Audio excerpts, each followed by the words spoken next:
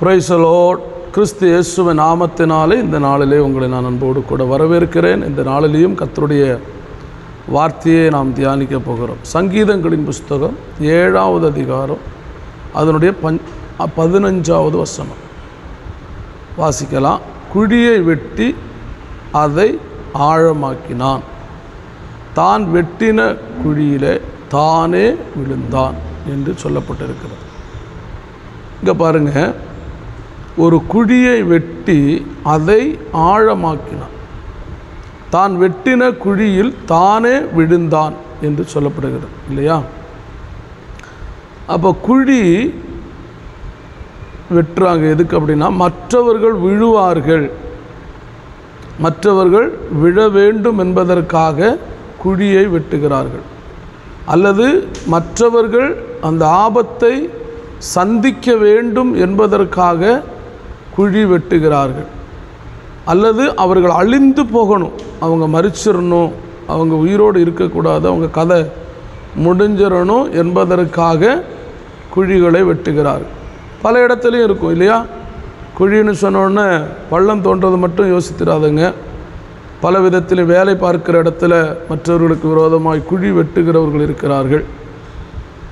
நீங்கள் குடியிருக்கிற இடத்துல உங்களுக்கு விரோதமாய் நீங்கள் வாழக்கூடாது என்று பலவிதமான ஆபத்திலே நீங்கள் சிக்க வேண்டும் என்று சொல்லி காத்து கொண்டிருக்கிற அநேக மனிதர்கள் இன்றைக்கு இருக்கிறார்கள்.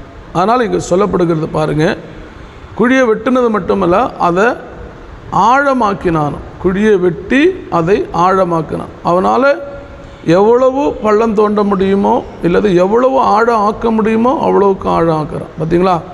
உங்களை கெடுப்பதற்காக, உங்கள் குடும்பங்களை நாசம் பண்ணுவதற்காக, வாழ்க்கையை நாசம் பண்ணுவதற்காக சில மனிதர்கள் எவ்வளவு ஆழமாக்க முடியுமோ, அந்த பிரச்சனைகளை எவ்வளவுக்கு பெருசுபடுத்த முடியுமோ அவ்வளோ பெருசுபடுத்துவாங்க. ஆனால் அதில் ஒரு வார்த்தைகள் சொல்லப்படுகிறது பாருங்கள். இப்படிப்பட்டதான காரியங்களை செய்கிற அநேக மனிதர்கள் இருக்கிறாங்க இல்லையா? குழி வெட்டி அதை ஆழமாக்கினான்.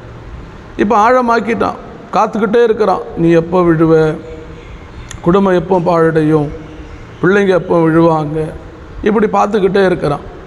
இப்போ வேதம் சொல்லுகிறது, தான் வெட்டின குழியிலே தானே விழுந்தான், அவனே விழுந்துட்டான். பாருங்கள், அப்போ மற்றவர்களுக்கு தீம்பு செய்யணும்னு நினைக்கிறீங்க பாருங்கள், மற்றவர்கள் வாழுவதை அல்லது அவர்களுடைய ஆசீர்வாதங்களை, அவருடைய நன்மைகளை தடைப்படுத்த வேண்டும், இவர்கள் இந்த குழியில் விழ வேண்டும், இந்த ஆபத்தில் சிக்க வேண்டும் என்று நினைக்கிறீர்களே, அவர்களை பார்த்து தான் ஆண்டவர் சொல்கிறார், அவன் வெட்டின குழியில் அவனே விழுந்துட்டான்.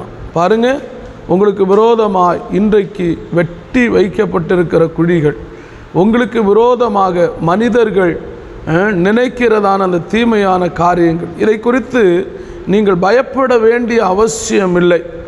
பாருங்கள், நிச்சயமாக சொல்கிறேன், உங்களுக்கு விரோதமாக இப்படிப்பட்ட காரியங்களை மனிதர்கள் செய்து விட்டார்கள் என்று சொல்லி பயப்படாதீங்க. ஆண்டவர் சொல்கிறாரு, அவன் வெட்டின குழியிலே அவனே விழப்போகிறான்.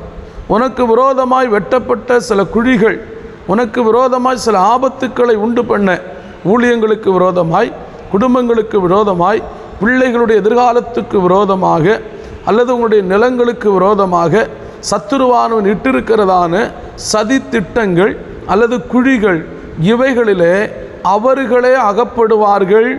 நீங்கள் பயப்பட வேண்டிய அவசியம் இல்லை. கர்த்தருடைய பிள்ளையே, இதை குறித்து பயப்படாத. குழி வெட்டிட்டானே, எப்படிடா கரையேறது, எப்படா அந்த குழியை விட்டு வெளியில் வர்றது அப்படின்னு யோசிக்காதங்க.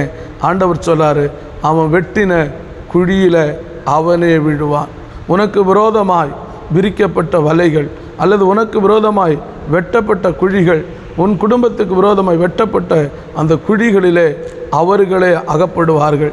கர்த்தருடைய பிள்ளையே, இன்றைக்கு கர்த்தருடைய சமூகத்தில் உன்னை ஒப்பு கொடுத்த, ஆண்டவரே, எனக்கு விரோதமாக மனிதர்கள் இப்படிப்பட்ட காரியத்தை செய்து விட்டார்கள், நான் என்ன செய்வதென்று தெரியாமல் திகைத்து போய் நிற்கிறேன்.